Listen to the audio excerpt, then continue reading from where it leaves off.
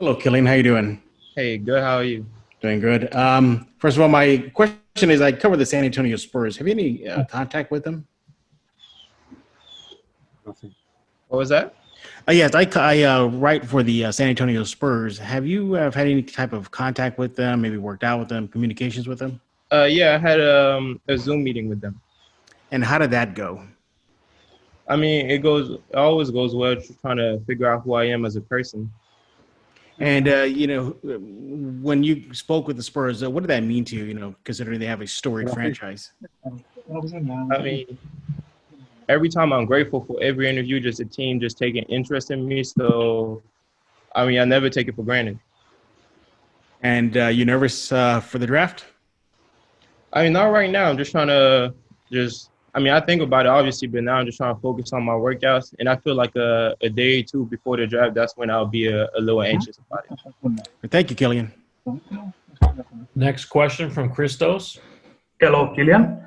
First of all, how important was the last season for you? Because you compete with some of the best guards in Europe, both in German league and in on Eurocup. How important was for you? I mean, it was a really big season because, I mean, 2 seasons ago, I was struggling really. So it was really a season where I had to prove to everybody that I can make it to the NBA. So it was a real big season. Being able to play against You want me to players go there like now? Norris Cole, Felderzic, and everything, that was a real I learned a lot from that and just traveling around learning different styles of basketball and all that. I really I mean, I learned a lot from it. And also, you cooperate with coach like Jakalakovic, who was one of the best point guards in Europe. How helped you to evolve your game and to grow up as a person and as a player? I mean, I grew up because in France I was more like the secondary point guard, and when I came to Germany, I really had the keys of the team basically, and that was one of the main reason why I came there. And Coach Shaka, he really trusted me as the main point guard, and I really grew up as a leader on the court. And one last question for me: how you imagine your journey on NBA, and also the path of Tony Parker and Frank Ntilikina also playing in NBA? Are examples for you? I mean, like every player that's in the NBA, I'm trying to know. Like I've never been to the NBA, so I'm trying to ask questions how it is. I know with Frank here, I knew Frank for a long time now. He told me a lot about the NBA, what it takes to stay in the NBA. So obviously, yeah, I'm a listen to these guys because they've been through it. Thank you very much. Next question from Casey Johnson.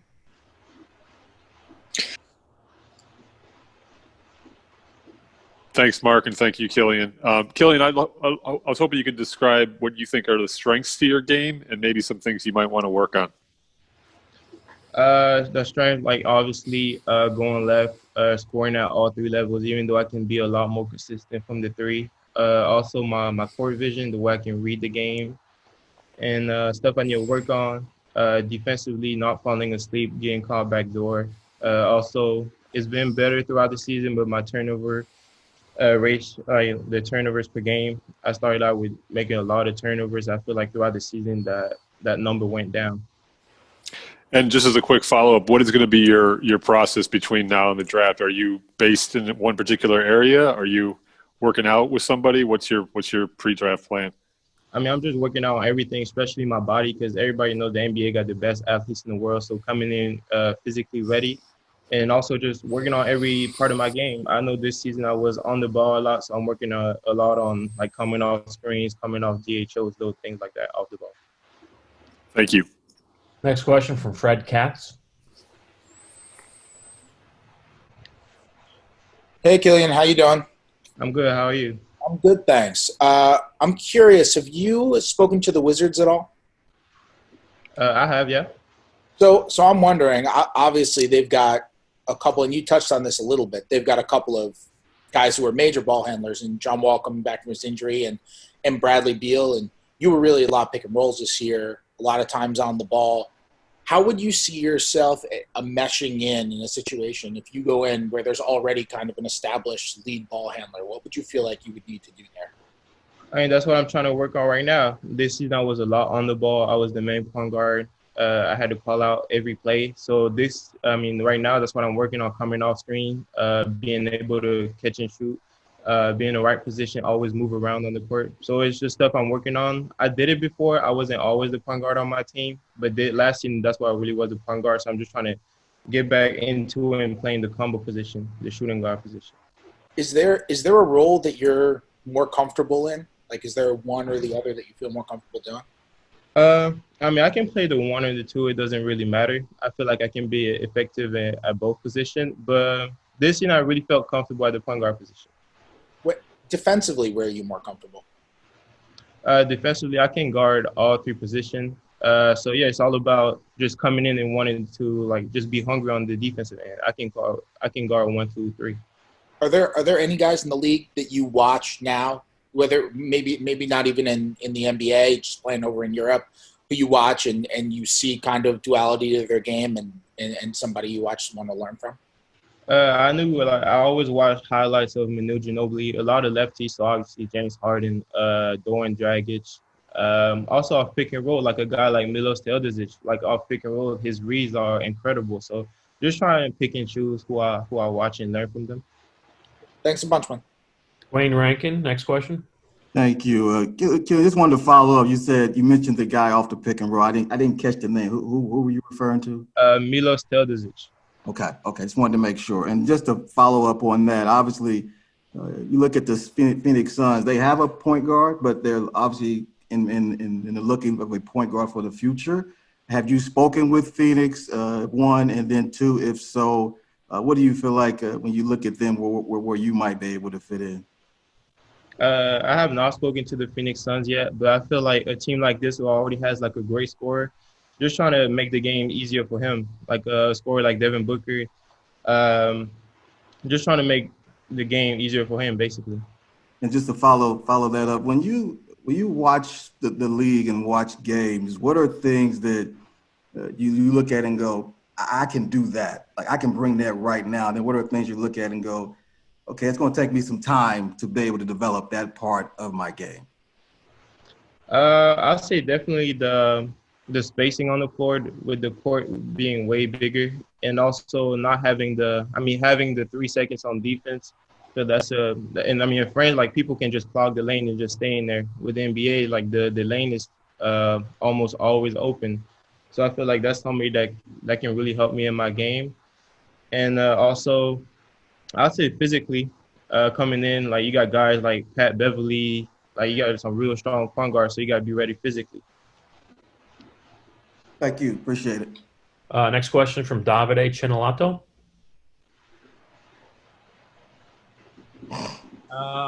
Hi, Killian. When did you decide the NBA was going to be in your future, and what do you expect from this draft process?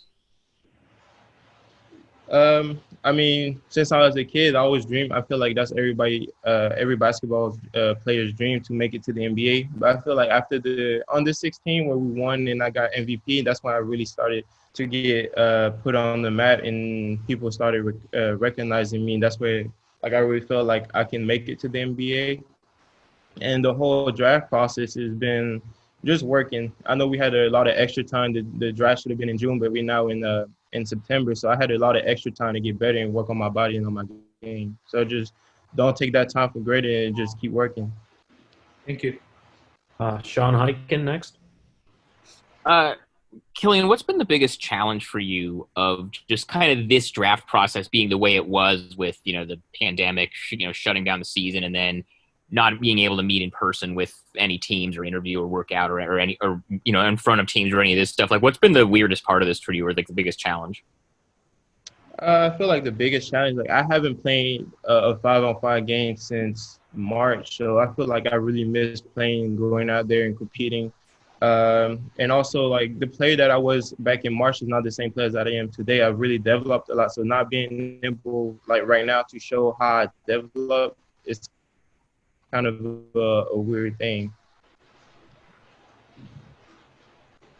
Steve Kyler, next question. Killian, you're going to be part of a draft class that's unprecedented really in the modern era, or you're not going to have a summer league. Normally the league is getting ready to start preseason games. not quite sure yet when the season's going to start. How are you dealing with all of the uncertainty? And again, the fact that you don't get to do what a normal draft pick does, which is go and meet with the teams and understand the organizations you're going to. How are you dealing with all of that uncertainty? I mean, you got to come in ready. Like, we won't have no summer league. Probably training camp going to be shorter, so just come in as physically ready as possible.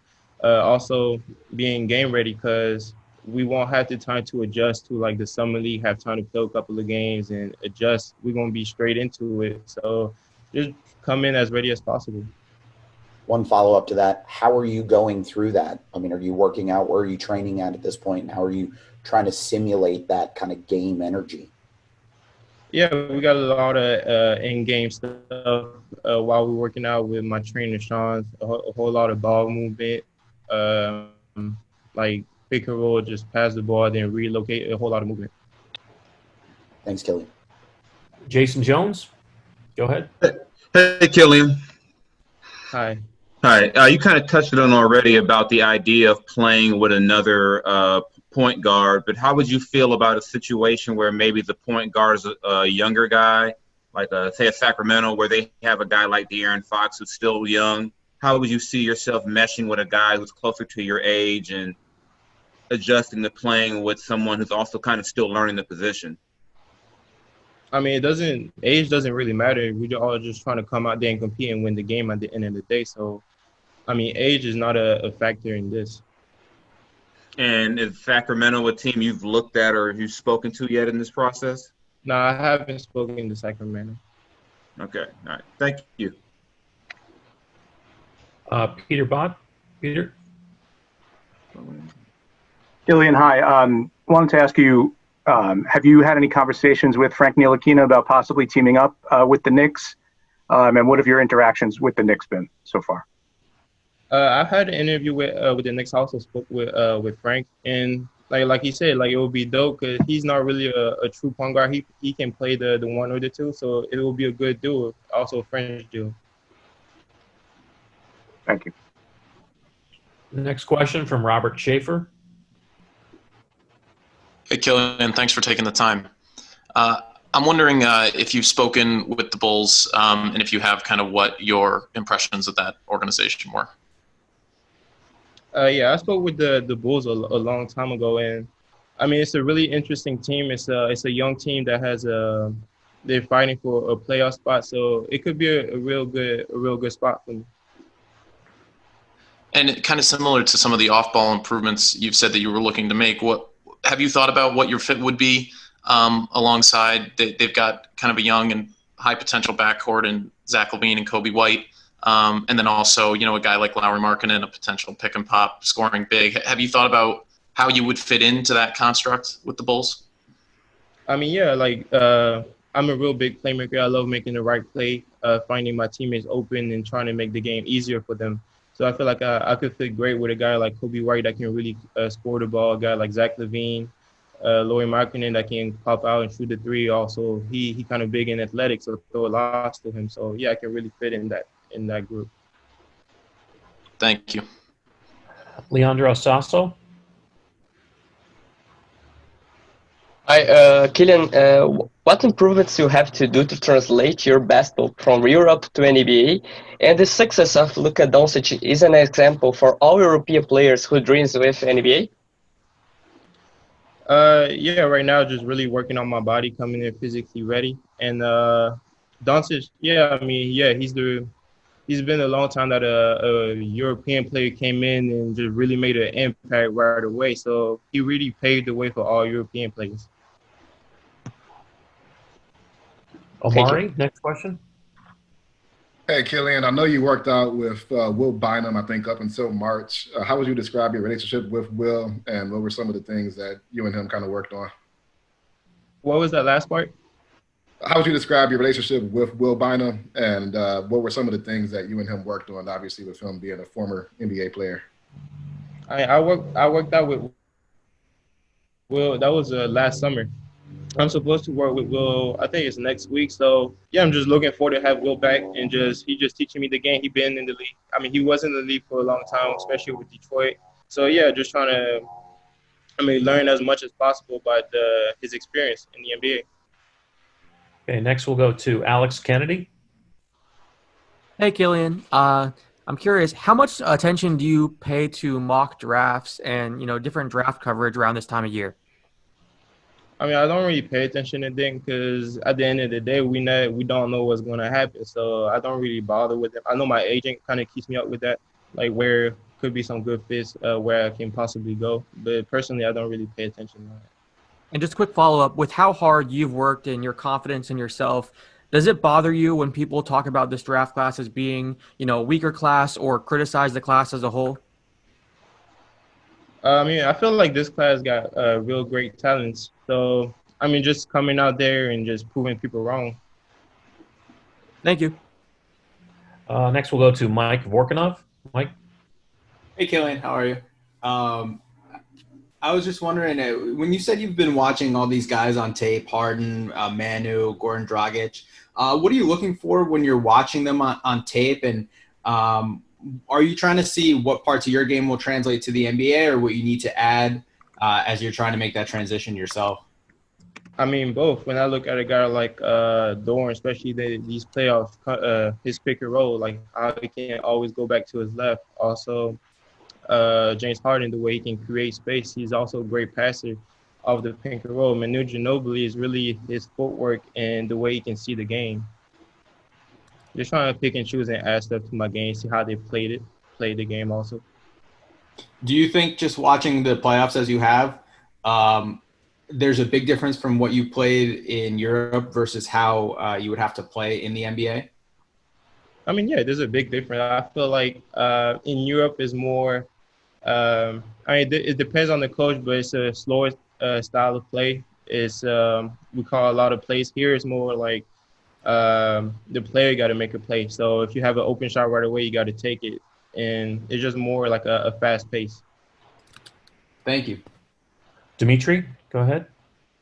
Hello, Killian. You played against Serbian Alexei Pokusevski in the World Championship of 2018. Alexei is one of the sleepers of this draft. Do you have any opinion about him? Not really. I never watched him play or anything like that, so I can't say nothing about him. Okay, you have played with Zoran Dragic in Ulm. Did you ask him anything about your game and the personality of his brother Goran, since you are also a left-handed playmaker who can score easily? Yeah, with Zoki, we had a great relationship. He was the scorer of our team. And no, I don't think we talked about Doan like that, but yeah, Zoki was a great guy. He was a great teammate also. Okay, and one last question. You played against a very good point guard in Euro Cup like Teodosic. Who was the toughest to guard and why? The toughest to guard? I don't think nobody was that hard, impossible to guard. But I know that backcourt in Monaco of Norris Cole and D Bus was really hard, especially because they full court pressed me the whole game. So that was a pretty tough game against Monaco. Thank you. Next question, Leo Sun. How's it going? Comment allez-vous? Ça va bien, merci. Good, good. Killian, have you had a chance to talk to Minnesota? And if so, how would you feel playing with D'Angelo Russell and Karl Anthony Towns, with two people who can really shoot the three ball? I haven't spoke to the Timberwolves, but I feel like I love playing with shooters, especially just finding wide open shots and stuff, creating for them. It really opens up the game because people going to be guarding them up close because they don't want to let them open for the three. So it really opens up the lane. Okay, and a quick follow-up. How would you feel about the cold weather in Minnesota? I played in Germany. It was pretty cold, so I don't think. Everybody rathers the heat like in Florida, but the weather doesn't really matter. Thank you, Killian. Ferdinand Rivera, go ahead. Hey, Killian from Puerto Rico. There are scouts who compare you with D'Angelo Russell. What do you think of that? And secondly, every player aspires to be the first pick. Why Killian Hayes should be the first pick? Being compared to a player like D'Angelo Russell is Growing up, I remember him. I'm on Verde watching like highlight tapes on him on social media and stuff like that. So it's really cool to be compared to him. He's one of my favorite players in the league. And what was that other question? Secondly, was every player aspires to be the first pick. Why Killian Hayes should be the first pick? I think because coming in, I can have an impact right away with my experience. I know the game, and I can really adjust to any set, and I can like have an impact right away. Thank you. James Tam next. Killian, nice to speak with you. Have you spoken to the Golden State Warriors all the way up at number 2, and sort of what range are you thinking you're going to go? I spoke to the Golden State Warriors, and my agent tells me I'm all in between 2 and 10, 2 and 8. What player are you watching film of to prepare for coming into the league? I remember Coach Sean. He showed me a lot of takes on Steve Nash, like the pace he plays with, coming off pick and rolls. Also, like while watching the playoffs, I see a lot of Dorian Dragic. So those two guys. Rich, go ahead. Next question. Hey, Killian. Going back to the Είμαι Warriors. live αυτή τη στιγμή, τον ακούω. Έχω κάνει 3 ερωτήσεις. Sorry, go Hey, ahead. Killian. Sorry. Hey, Killian. Going back to the Warriors, there have been lots of rumors that the Warriors are really interested in you. And so I was wondering if you had heard about those rumors. And if so, do you ever find yourself sort of, your mind wanders off to what it'd be like to play with Steph and Clay? I mean, we never know what can happen. They could have an interest, but at the end of the day, we won't know until draft night. But yeah, of course, when I had an interview, I thought a lot about playing with these guys, with guys like Draymond Green, Klay Thompson, Curry, that are really great shooters. So I feel like playing with them would be real fun. They make, like, you can see when they play the game, they always have fun on the court. Aitor Ficini next. Killian, hey, which player would you like to play with in the current NBA? Which do you think you has the best fit with your game? The best fit? I mean, I can play with a lot of players. I mean, I love having an athletic big man that can catch lob. Also like playing with a shooters on the floor. So I feel like a lot of players fit in those categories. Okay, thank you. Christos Saltas. Killian, when you start to play ball, who was your role model as a player? And about the next season on NBA, how you imagine the season, and with which result will be satisfied for you personally? So yeah, growing up, I was a big Dwayne Wade fan. So I watched a lot of YouTube highlights on Dwayne Wade, also Derrick Rose. And for next season to be a successful season is just to be like a starter on my team, having a great role on the team, also being Rookie of the Year. And also, the main also thing to be a as, successful season. also as a Heat fan, I guess you imagine yourself as a Heat player in the near or on the future. I mean, not really. I always been, like, growing up, I always been a fan of the players. I never had like a favorite team to play on. So yeah, I mean, whatever happened will happen. Thank you. Seb. Hey, Killian, Seb Dumitru here, DAZN. If you would have to describe your experience living in Ulm, playing in Germany, learning from a guy like Per Günther, what would you say? It was tough. We came out, the first couple of games was real hard. I was trying to adapt. And I really grew from it, like, throughout the season, through watching tape with Yaga. I learned a lot. I became a better leader on and off the court. And it's really a season where I felt like I grew as a player because on the court, I was allowed mistakes. I remember in France, like, as soon as I made a mistake, I was going back on the bench. They won't see the floor no more. Here, I was allowed mistakes, so that really boosted my confidence, and I really learned from it. As a quick follow-up, have you thought of the possibility of having to play next season in the bubble again? And what goes through your mind when you think of that?